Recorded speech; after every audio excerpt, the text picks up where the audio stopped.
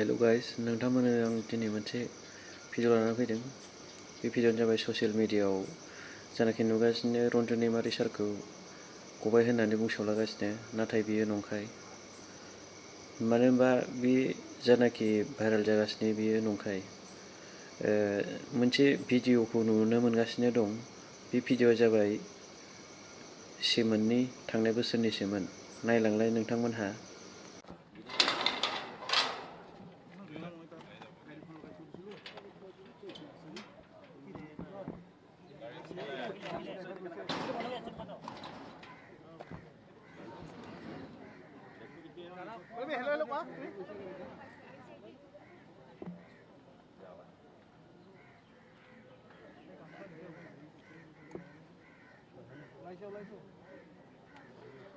আৰু যোন নাযায় আৰু শেষ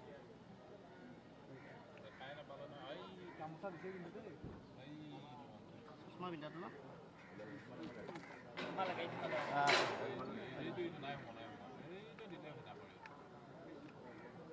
অকণমান আগত আহিলে ভাল আছে মাজত আছে মানুহ খাওঁতে পাইছোঁ এই কোন হয়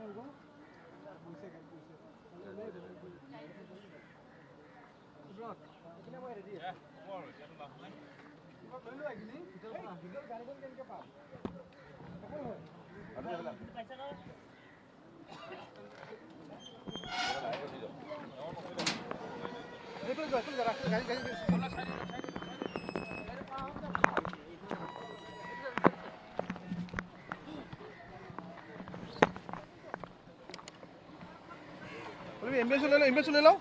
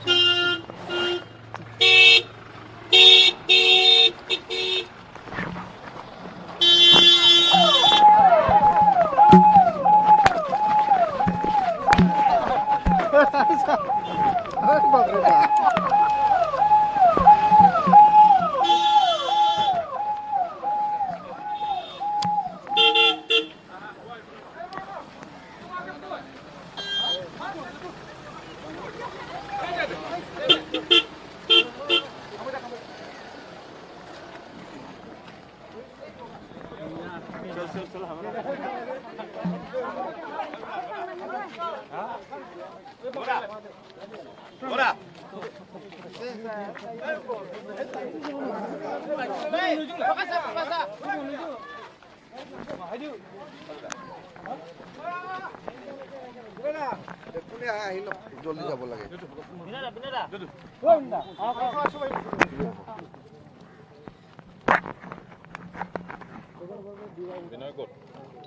আৰু কোনোবা ৰৈ গ'ল নেকি ক'ত গ'ল বাদ দে কি ক'বলৈ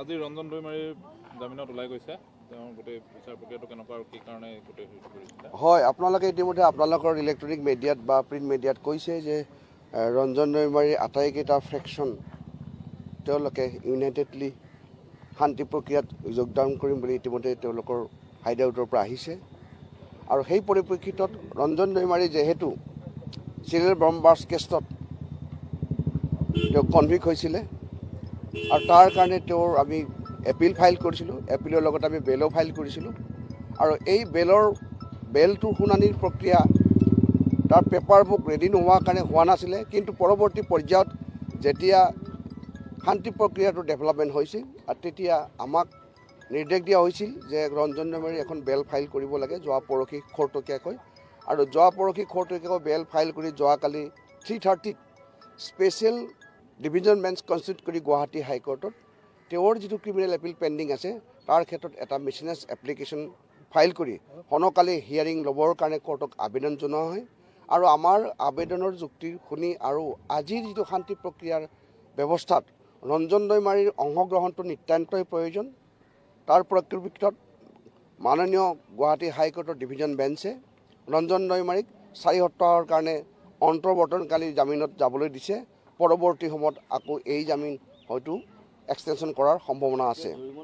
তেওঁ কেতিয়া শান্তি প্ৰক্ৰিয়াত অংশগ্ৰহণৰ বাবে তেওঁ যাব নেকি এতিয়া? তো এতিয়া এই জেলৰ পৰা ওলাই এতিয়া এয়াৰপৰ্টলৈ গৈছে। আজিয়ে তেওঁ 6টাৰ ফ্লাইটত দিল্লীলৈ যাব। সম্ভৱতঃ কালি 26 জানুৱাৰীৰ আগত কেন্দ্ৰীয় চৰকাৰে এটা সিদ্ধান্ত লৈছে। সিদ্ধান্ত লোৱা বুলি মই নকওঁ, তেওঁলোকে ভাবিছে যে এটা কিবা শুভবাৰ্তা BTCৰ বাবে অসমৰ বাবে প্ৰেৰণ কৰিব। 4 সপ্তাহ ন দাদা? 4 সপ্তাহ।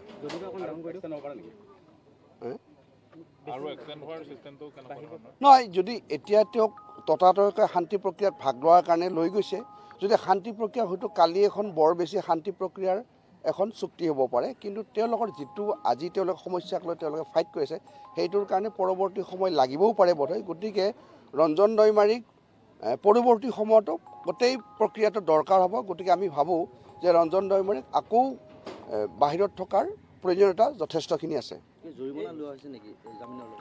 নাই, জামিনত কালি যিটো উচ্চ ন্যায়ালয়ে যিটো बे भिडिअ'आनो जाहैबाय थांनाय बोसोराव BTR सुक्तियाव BTR एकर्डआव सागान होनो थाखाय गनायनि मोनसे भिडिअ'सोमोन।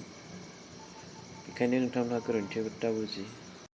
स' गाइस, बे भिडिअ'आ थांनाय बोसोरनिसोमोन।